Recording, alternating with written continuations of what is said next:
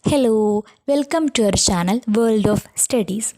നമ്മൾ ഡിസ്കസ് ചെയ്തുകൊണ്ടിരിക്കുന്നത് കാലിക്കറ്റ് യൂണിവേഴ്സിറ്റിയുടെ 5th സെമസ്റ്ററിൻ്റെ ഓപ്പൺ കോഴ്സ് പേപ്പറായിട്ട് വരുന്ന ഹ്യൂമൻ റൈറ്റ്സ് ഇൻ ഇന്ത്യ എന്ന പേപ്പറാണ്. ആ പേപ്പറിൽ ഫസ്റ്റ് മൊഡ്യൂളിൻ്റെ ഫസ്റ്റ് പാർട്ട് നമ്മൾ ഓൾറെഡി അപ്ലോഡ് ചെയ്തിട്ടുണ്ട്. അപ്പോൾ ഇനി നമ്മൾ ഡിസ്കസ് ചെയ്യാൻ പോകുന്നത് മൊഡ്യൂൾ 3 ആണ്. ഇത് ഒരു ഇമ്പോർട്ടൻ്റ് ഏരിയ ആണ്, അതുകൊണ്ടാണ് ഇന്ന് നമ്മൾ ഇത് ഡിസ്കസ് ചെയ്യുന്നത്. Module 3 Indian constitution and human rights, Indian ഭരണഘടനയും മനുഷ്യാവകാശങ്ങളും. അപ്പോൾ നമുക്ക് ടോപ്പിക്കിലേക്ക് കടക്കാം. ഇന്ത്യൻ ഭരണഘടന മനുഷ്യാവകാശങ്ങൾക്ക് വലിയ പ്രാധാന്യം നൽകുന്നുണ്ട്. ഭരണഘടനാ നിർമ്മാണ സഭ അംഗീകരിച്ച പ്രമേയമാണ് ഭരണഘടനയുടെ അടിസ്ഥാനമായി മാറിയത്. ഭരണഘടനയുടെ അടിസ്ഥാന തത്വങ്ങളും മൂല്യങ്ങളും ഭരണഘടനയുടെ ആമുഖത്തിൽ തന്നെ നമുക്ക് കാണാൻ കഴിയും. ഭരണഘടനയുടെ മനുഷ്യാവകാശ പ്രാധാന്യം മൗലികാവകാശങ്ങളിൽ തന്നെ നമുക്ക് കാണാവുന്നതാണ്. മൗലികാവകാശങ്ങൾ എന്ന് പറഞ്ഞാൽ നമ്മുടെ ഫണ്ടമെൻ്റൽ റൈറ്റ്സ്. ഇന്ത്യൻ ഭരണഘടനയുടെ ഏറ്റവും പ്രധാനപ്പെട്ട ഒരു ഭാഗമാണ് മൗലികാവകാശങ്ങൾ. ഭരണഘടനയുടെ 3-ാം ഭാഗത്താണ് മൗലികാവകാശങ്ങൾ ഉൾപ്പെടുത്തിയിട്ടുള്ളത്. അമേരിക്കൻ ഭരണഘടനയിൽ നിന്നാണ് മൗലികാവകാശം കടം കൊണ്ടിട്ടുള്ളത്. പ്രധാനമായും 6 തരത്തിലുള്ള മൗലികാവകാശങ്ങളാണ് നിലവിലുള്ളത്.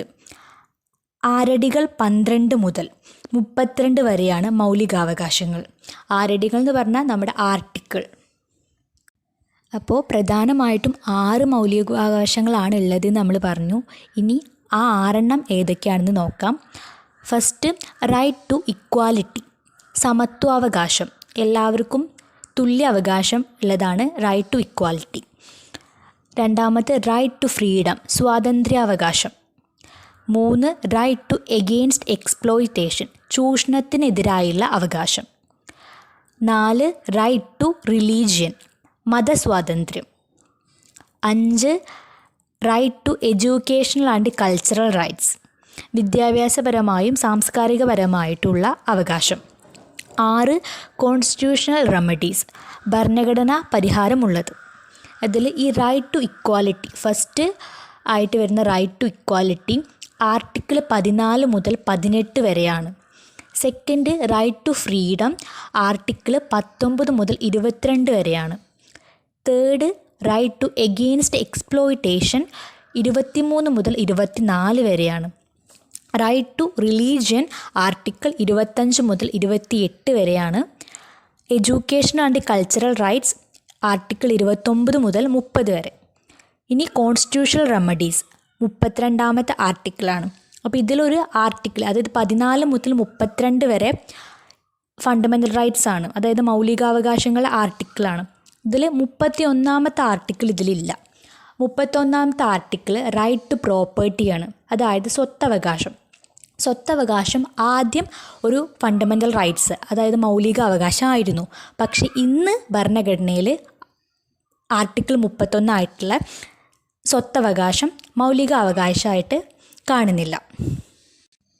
ഇനി നമുക്ക് 6 തരത്തിലുള്ള മൗലികാവകാശങ്ങളിൽ ഓരോ ആർട്ടിക്കിളും എന്താണ് പറയുന്നത് എന്ന് നോക്കാം. റൈറ്റ് ടു ഇക്വാലിറ്റി ആർട്ടിക്കിൾ 14 മുതൽ 18 വരെയാണ് സമത്വത്തിനുള്ള അവകാശം. അതിൽ ആർട്ടിക്കിൾ 14 പറയുന്നത് all are equal before law, എല്ലാവരും നിയമത്തിന് മുന്നിൽ തുല്യരാണ്. ആർട്ടിക്കിൾ 15 പറയുന്നത് no discrimination from caste, class, religion, അതായത് വർഗ, വർണ്ണ, മതം, ജാതി എന്നിങ്ങനെ ഒരു കാര്യത്തിലും വിവേചനം പാടില്ല. Article 16 equal opportunity for public employment, പൊതുജോലിക്ക് തുല്യ അവകാശം. അതായത് നമ്മൾ നേരിടുന്ന ഒരു പ്രശ്നമാണ് വേതനത്തിൻ്റെ കാര്യത്തിലും ഒക്കെ ഒരു ഡിസ്ക്രിമിനേഷൻ. അപ്പം അങ്ങനത്തെ ഒരു കാര്യം പാടില്ല. കാരണം equal opportunity for public employment, പൊതുജോലിക്ക് തുല്യ അവകാശം, എല്ലാ കാര്യത്തിനും തുല്യ അവകാശമാവണം. പിന്നെ ആർട്ടിക്കിൾ 17 അബോളിഷൻ ഓർ അൺടച്ചബിലിറ്റി, അതായത് അയിത്ത നിർമ്മാർജ്ജനം, തൊട്ടുകൂടായ്മ, തീണ്ടിക്കൂടായ്മ അങ്ങനത്തെ കാര്യങ്ങളൊക്കെ നിർമ്മാർജ്ജനം ചെയ്തു. ആർട്ടിക്കിൾ 18 അബോളിഷൻ ഓഫ് ടൈറ്റിൽ, ബഹുമതികൾ ഒഴിവാക്കൽ. ഇനി അപ്പോൾ 14 മുതൽ 18 വരെ ആർട്ടിക്കിൾ റൈറ്റ് ടു ഇക്വാലിറ്റിയാണ്. ഇനി ആർട്ടിക്കിൾ 19 മുതൽ 22 വരെ റൈറ്റ് ടു ഫ്രീഡമാണ്. അപ്പോൾ ആർട്ടിക്കിൾ 19 തന്നെ ABCDEF എന്ന് പറഞ്ഞിട്ട് അതിനെ വീണ്ടും ഡിവൈഡ് ചെയ്തിട്ടുണ്ട്. 6 തരത്തിലുള്ള സ്വാതന്ത്ര്യം നൽകുന്നുണ്ട്. അപ്പോൾ ആർട്ടിക്കിൾ 19A സഞ്ചാര സ്വാതന്ത്ര്യം, ഫ്രീഡം ഫോർ ട്രാവൽ, നമുക്ക് എവിടെയും ഇന്ത്യയിൽ എവിടെയും സഞ്ചരിക്കാനുള്ള ഒരു സ്വാതന്ത്ര്യമാണ് അത്. ആർട്ടിക്കിൾ 19B സംഭാഷണ സ്വാതന്ത്ര്യം, freedom to speech and expression, നമുക്ക് സംസാരിക്കാനും നമ്മുടെ ആശയവിനിമയം എക്സ്പ്രസ് ചെയ്യാനും അതിനൊക്കെയുള്ള ഒരു സ്വാതന്ത്ര്യമാണ് സംഭാഷണ സ്വാതന്ത്ര്യം. ആർട്ടിക്കിൾ 19C സംഘടനാ സ്വാതന്ത്ര്യം, ഫ്രീഡം ഫോർ അസോസിയേഷൻ, സംഘടനകളൊക്കെ തുടങ്ങാനുള്ള സ്വാതന്ത്ര്യം.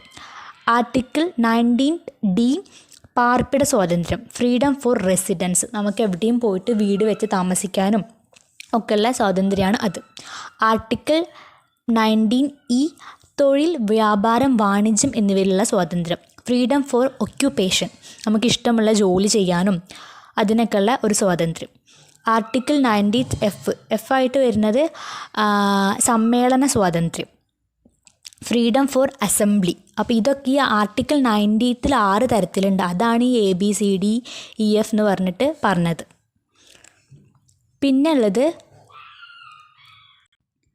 അപ്പോൾ 19ാമത്തെ ആർട്ടിക്കിളാണ് നമ്മളിപ്പോൾ പറഞ്ഞത്, റൈറ്റ് ടു ഫ്രീഡത്തിലുള്ളത്.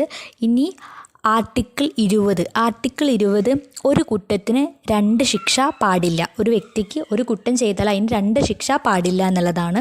പിന്നെ article 21 freedom for personal liberty and life, വ്യക്തി സ്വാതന്ത്ര്യത്തിനും ജീവനുമുള്ള സ്വാതന്ത്ര്യം, ഒരാളുടെ പേഴ്സണൽ ലൈഫിനും അയാളുടെ ജീവിതത്തിനും ഒക്കെ ഉള്ള ഒരു സ്വാതന്ത്ര്യമാണ് ആർട്ടിക്കിൾ 21. ആർട്ടിക്കിൾ 22 അന്യായമായ അറസ്റ്റ് ചെയ്യാൻ പാടില്ല, ഒരു വ്യക്തിയെ ന്യായമില്ലാതെ അറസ്റ്റ് ചെയ്യാൻ പാടില്ല. പ്രിവെൻറ്റീവ് ഡിറ്റൻഷൻ, പിന്നെ കരുതൽ തടങ്കൽ, അതൊക്കെ ആർട്ടിക്കിൾ 22 വരുന്ന കാര്യമാണ്. ഇനി ആർട്ടിക്കിൾ 23 24 ഉൾപ്പെടുന്നത് റൈറ്റ് ടു എഗെയിൻസ്റ്റ് എക്സ്പ്ലോയിറ്റേഷൻ, അതായത് ചൂഷണത്തിനെതിരായുള്ള അവകാശത്തിലാണ് ആർട്ടിക്കിൾ 23 24 ഉൾപ്പെടുന്നത്. അതിൽ ആർട്ടിക്കിൾ 23 മനുഷ്യനെ അടിമയാക്കുന്നതും വിൽപ്പനച്ചരക്കാക്കുന്നതും നിരോധിച്ചിരിക്കുന്നു, പ്രൊട്ടൻഷൻ ഫോർ സ്ലേവറി. പിന്നെ ആർട്ടിക്കിൾ 24 14 വയസ്സിന് താഴെയുള്ള കുട്ടികളെ അപകട മേഖലയിൽ ജോലി ചെയ്യുന്നതിനുള്ള നിയന്ത്രണം. പിന്നെ ഈ ആർട്ടിക്കിൾ 24 ഈ കുട്ടികളുടെ കാര്യത്തിലുള്ള ഒരു ചൈൽഡ് റൈറ്റ്സ് എന്ന് പറഞ്ഞൊരു സംഭവമുണ്ട്. അപ്പോൾ അത് എക്സാമിന് ഒരു ഇമ്പോർട്ടൻറ്റ് ടോപ്പിക്കാണ്. ഈ ചൈൽഡ് റൈറ്റ് എന്ന് പറഞ്ഞ് ചോദിച്ചാൽ അതിൽ ഉൾപ്പെടുത്താവുന്ന കാര്യമാണ് 14 വയസ്സിനുള്ള താഴെയുള്ള കുട്ടികളെ അപകട മേഖലയിൽ ജോലി ചെയ്യുന്നതിനുള്ള നിയന്ത്രണം. പിന്നെ കുട്ടികൾക്ക് 4 അവകാശങ്ങളുണ്ട്: right to participation, right to survival, right to development, right to protection. അതായത് കുട്ടികൾക്ക് അതിജീവിക്കാനുള്ളൊരു സ്വാതന്ത്ര്യമുണ്ട്, സംരക്ഷിക്കാനുള്ള സ്വാതന്ത്ര്യമുണ്ട്, പങ്കാളികളാവാൻ എന്തെങ്കിലും കാര്യത്തിൽ പാർട്ടിസിപ്പേറ്റ് ചെയ്യാനുള്ള സ്വാതന്ത്ര്യമുണ്ട്, പിന്നെ വികസിപ്പിക്കാൻ. അപ്പോൾ ഈ ഒരു 4 തരം സ്വാതന്ത്ര്യം കുട്ടികൾക്കായിട്ട് ഗവൺമെൻറ് കൊടുക്കുന്നുണ്ട്, അല്ലെങ്കിൽ ഭരണഘടനയിൽ അത് പറയുന്നുണ്ട്. അപ്പോൾ അതൊരു ഇമ്പോർട്ടൻ്റ് ആയിട്ടുള്ള കാര്യമാണ്. പിന്നെ ആർട്ടിക്കിൾ 25 മുതൽ 28 വരെ റൈറ്റ് ടു റിലീജിയൻ, മതസ്വാതന്ത്ര്യത്തിലാണ് ഈ ആർട്ടിക്കിൾ പെടുന്നത്. അപ്പോൾ ആർട്ടിക്കിൾ 25 ഇഷ്ടമുള്ള മതം സ്വീകരിക്കാം. ആർട്ടിക്കിൾ 26 ഓരോ മതക്കാർക്കും മതസ്ഥാപനം തുടങ്ങാം. ആർട്ടിക്കിൾ 27 മതത്തിൻ്റെ പേരിൽ നിർബന്ധിച്ച് പിരിവ് വാങ്ങുന്നതിനുള്ള നിയന്ത്രണം. ആർട്ടിക്കിൾ 28 വിദ്യാഭ്യാസ സ്ഥാപനങ്ങളിൽ മതം പഠിപ്പിക്കാൻ പാടില്ല. അപ്പോൾ ഈ ആർട്ടിക്കിൾ 25 മുതൽ 28 വരെ റൈറ്റ് ടു റിലീജിയൻ ആണ്. അപ്പോൾ അത് ഇങ്ങനെയാണ് പറയുന്നത്. പിന്നെ ആർട്ടിക്കിൾ 29 എന്ന് പറഞ്ഞാൽ കൾച്ചറൽ ആൻഡ് എഡ്യൂക്കേഷണൽ റൈറ്റ്. ഈ റൈറ്റിനെ തന്നെ മൈനോറിറ്റി റൈറ്റ് എന്നും പറയുന്നത്. മൈനോറിറ്റി റൈറ്റ് പറഞ്ഞാൽ ന്യൂനപക്ഷ അവകാശം. 29 30 ആർട്ടിക്കിളാണ് അതിൽ പെടുന്നത്. അതെന്ന് പറഞ്ഞാൽ ന്യൂനപക്ഷം, അതായത് ന്യൂനപക്ഷം ഭൂരിപക്ഷം, അതായത് കുറച്ച് ഒരു രാജ്യത്ത് ഭൂരിപക്ഷം എന്ന് പറഞ്ഞാൽ അവിടെ കൂടുതലുള്ള ആൾക്കാർ, ന്യൂനപക്ഷം എന്ന് പറഞ്ഞാൽ എന്തെങ്കിലും കാര്യത്തിൽ കുറച്ചുള്ള ആൾക്കാർ. അപ്പോൾ മൈനോറിറ്റി റൈറ്റ് എന്നും ഈ ഒരു റൈറ്റിനെ അറിയപ്പെടുന്നുണ്ട്. അപ്പോൾ ആർട്ടിക്കിൾ 29 പറയുന്നത് minority have right to propagate scripts culture, അതായത് ന്യൂനപക്ഷക്കാർക്ക് ഭാഷ, ലിപി, സംസ്കാരം എന്നിവ സംരക്ഷിക്കാനുള്ള അവകാശമുണ്ട്. അവരുടേതായ ഭാഷ ഉണ്ടാവും, ലിപി ഉണ്ടാവും, സംസ്കാരം ഉണ്ടാവും, അതൊക്കെ സംരക്ഷിക്കാനുള്ള റൈറ്റ് ഭരണഘടന അവർക്ക് കൊടുക്കുന്നുണ്ട്. പിന്നെ ആർട്ടിക്കിൾ 30 ആർട്ടിക്കിൾ പറയുന്നത് minority have right to propagate minority institution, അതായത് ന്യൂനപക്ഷക്കാർക്ക് അവരുടെ വിദ്യാഭ്യാസ സ്ഥാപനങ്ങൾ നടത്താനുള്ള ഒരു അവകാശം കൊടുക്കുന്നുണ്ട് ഭരണഘടന. പിന്നെ വരുന്നത് കോൺസ്റ്റിറ്റ്യൂഷണൽ റെമഡീസ് ആണ്. 32 ഭരണഘടനാ പരിഹാരമുള്ളത്, right to constitutional remedies. Article 32 അനുസരിച്ച് മൗലികാവകാശം സംരക്ഷിക്കാനുള്ള അധികാരം കോടതികൾക്ക് നൽകിയിരിക്കുന്നു. ഇത് പ്രകാരം 5 തരം റിട്ട് എന്ന് പറഞ്ഞ കൽപ്പനകൾ പുറപ്പെടുവിച്ചിട്ടുണ്ട്. ഹൈക്കോർട്ട്, സുപ്രീം കോർട്ടുകൾക്കാണ് ഇതിനുള്ള അധികാരം. അപ്പോൾ കോടതികൾ ഈ മൗലികാവകാശങ്ങളൊക്കെ സംരക്ഷിക്കാൻ വേണ്ടിയിട്ട് ഒരു 5 തരം റിട്ട് കൽപ്പിച്ചിട്ടുണ്ട്. അപ്പോൾ ആ 5 തരം റിട്ടാണ്. 1 ഹേബിയസ് കോർപ്പസ്. ഹേബിയസ് കോർപ്പസ് എന്ന് പറഞ്ഞാൽ ഒരു വ്യക്തിയെ കാണാനില്ല എന്നുണ്ടെങ്കിൽ 24 മണിക്കൂറിനുള്ളിൽ തന്നെ കോടതിയിൽ ഹാജരാക്കണമെന്നാണ് ആ റിട്ട് പറയുന്നത്. അപ്പോൾ അതിനുള്ള ഡ്യൂട്ടി പോലീസുകാർക്കാണ്, അപ്പോൾ നിയമം സംരക്ഷിക്കേണ്ട ആൾക്കാർക്കാണ്. അപ്പോൾ അതാണ് ഹേബിയസ് കോർപ്പസ്. പിന്നെ മാൻഡമസ് എന്ന് പറഞ്ഞാൽ ഗവൺമെൻറ് ഉദ്യോഗസ്ഥർ, ഏതൊരു ഗവൺമെൻറ് ഉദ്യോഗസ്ഥരും അവരുടെ ജോലി കൃത്യമായിട്ട് നിറവേറ്റിയില്ല എങ്കിൽ പുറപ്പെടുവിക്കുന്ന ഒരു റിട്ടാണ് മാൻഡമസ്. പിന്നെ ഉള്ളത് സെർഷ്യോററി എന്ന് പറഞ്ഞാൽ കേസ് മാറ്റുക.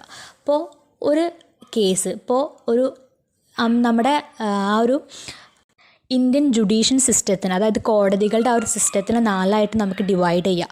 Lower court, district court, high court, supreme court. ഇപ്പോൾ ലോവർ കോർട്ടിൽ പരിഹരിച്ചുകൊണ്ടിരിക്കുന്ന ഒരു കേസാണെന്നുണ്ടെങ്കിൽ ആ കേസിനെ ഡിസ്ട്രിക്ട് കോർട്ടിലേക്കും അല്ലെങ്കിൽ ഡിസ്ട്രിക്റ്റിലുള്ളത് ഹൈക്കോർട്ടിലേക്കും ഹൈക്കോർട്ടിലുള്ളത് സുപ്രീം കോർട്ടിലേക്കൊക്കെ കേസ് മാറ്റാൻ കോടതിക്ക് ഒരു അധികാരമുണ്ട്. അപ്പോൾ ഇതാണ് സെർഷ്യോററി. പിന്നെ കോ വാറണ്ടോ എന്ന് പറഞ്ഞാൽ അർഹതയില്ലാത്ത പദവി. പിന്നെ പ്രൊഹിബിഷൻ പറഞ്ഞാൽ അധികാരപരിധി ലംഘിച്ചാൽ മേൽക്കോടതി ഇടപെടും. അതൊരു വാണിംഗ് ആണ്.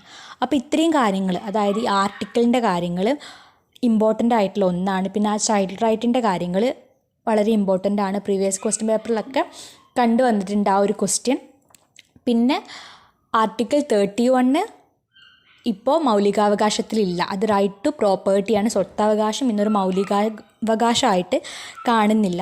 അപ്പോൾ ഇതാണ് 3rd മൊഡ്യൂളിൽ ഫസ്റ്റ് പാർട്ടായിട്ട് വരുന്ന ആർട്ടിക്കിൾ.